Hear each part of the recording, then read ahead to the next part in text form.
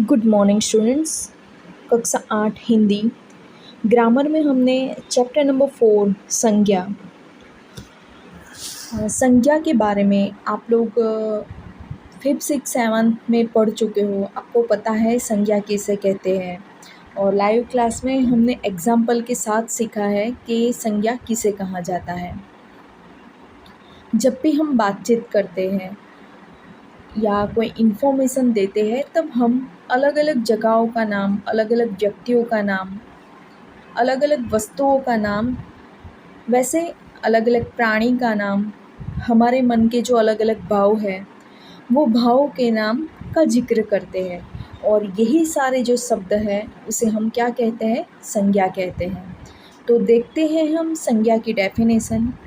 किसी व्यक्ति, वस्तु, स्थान अथवा भाव का बोध करवाने वाले शब्दों को संज्ञा कहते हैं।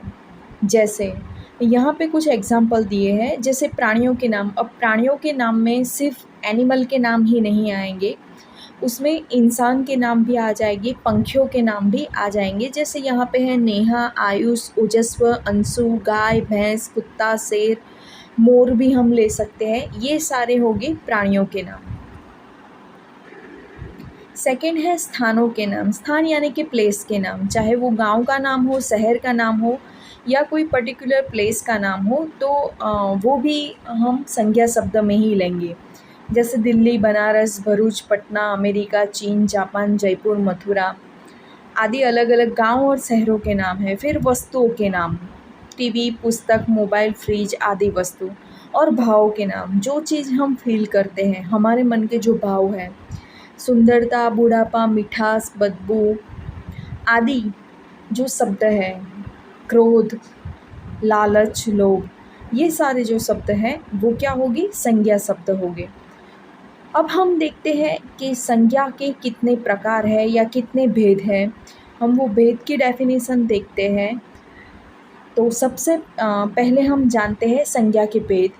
संज्ञा के निम्नलिखित 3 भेद हैं। पहला है व्यक्तिवाचक, दूसरा है जातिवाचक और तीसरा है भाववाचक संज्ञा। पहला भेद हम देखें व्यक्तिवाचक संज्ञा। तो जो संज्ञा शब्द किसी विशेष व्यक्ति, वस्तु, स्थान या प्राणी का बोध करवाते हैं वे व्यक्तिवाचक संज्ञा कहलाते हैं। नाम पे से ही हमें पता चलता है, जैसे रजनीश, लखनऊ, गंगा, हिमालय, कामा यानी पूर्व दिशा, दीपावली आदि। ये सारे जो नाम हैं वो व्यक्तिवाचक संज्ञा होगी। व्यक्तिवाचक संज्ञा यानी आपको याद रखना है कि कोई पर्टिकुलर व्यक्ति, वस्तु का नाम होगा, ठीक है, उसे हम व्यक्तिवाचक संज्ञा कहेंगे। लाइव क्लास में हमने बहुत सारे एग्जाम्पल इसके देखे हुए हैं, आपकी टेक्स्ट बुक में भी इसके एग्जाम्पल दिए हुए हैं। आप चाहो तो वो एग्जाम्पल देख सकते हो। दूसरा हम देखते हैं जातिवाचक संज्ञा। जो संज्ञा शब्द अपनी संपूर्ण जाति का बोध करवाते हैं उन्हें जातिवाचक संज्ञा कहते हैं।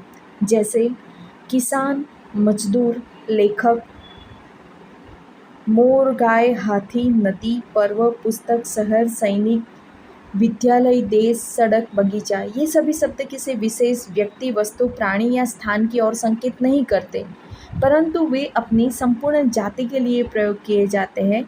ये सब जातिवाचक संज्ञा के उदाहरण हैं। हमने देखा है हिमालय पर्वत का एग्जाम्पल हमने देखा था, नर्मदा नदी का एग्जाम्पल हमने देखा था। जब मैं नदी बोलती हूँ तब वो जाति को दर्शाती है, मैं पृथ्वी की कोई भी नदी की बात कर रही हूँ। लेकिन जब मैं कोई नदी का नाम बोल देती हूँ तो आपको पता चल जाना चाहिए कि मैं व्यक्तिवाचक संज्ञा की बात कर रही हूँ। तीसरा प्रकार है भाववाचक संज्ञा।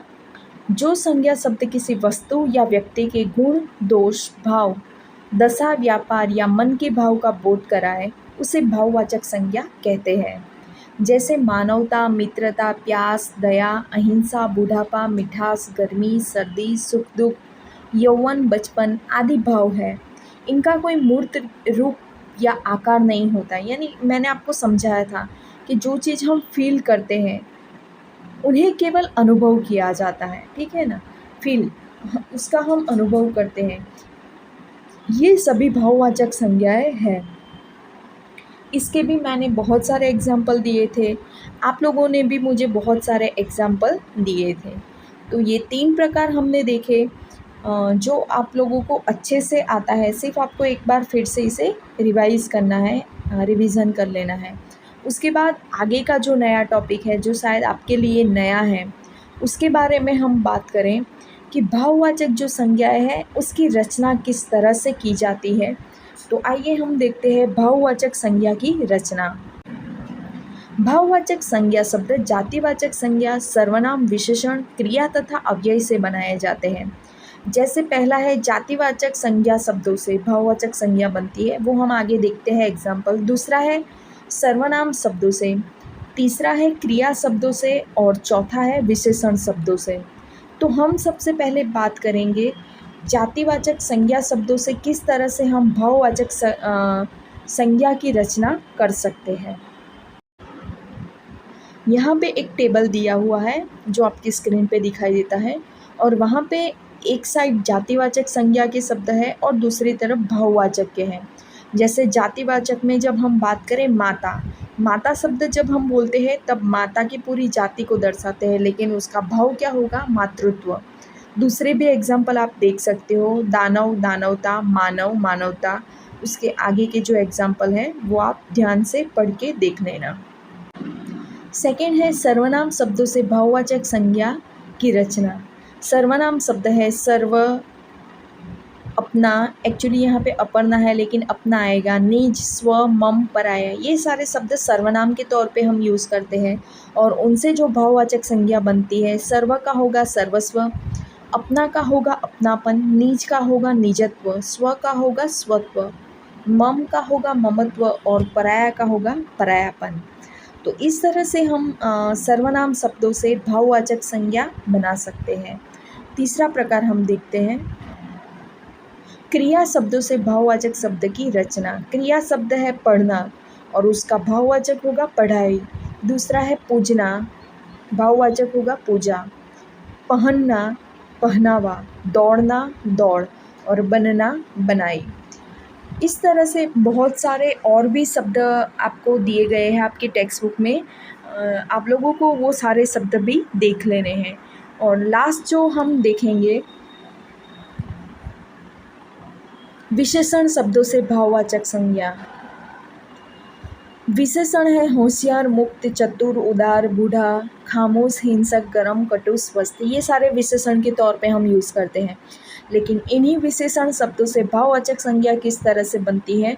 होशियार का होशियारी, मुक्त का मुक्ति, चतुर का चतुराई, उदार का उदारता, बूढ़ा का बूढ़ापा, खामोश का खामोशी, हिंसक का हिंसा, गरम का गर्मी, कटु का कटुता और स्वस्थ का स्वास्थ्य। तो इस तरह से हमने देखा कि किस तरह से संज्ञा के 3 जो भेद हैं वो और भाववाचक संज्ञा किस तरह से बनती है, उसकी रचना किन किन शब्दों से होती है, वो भी हमने देखा। टेक्स्ट बुक में आगे देख लेना। धन्यवाद।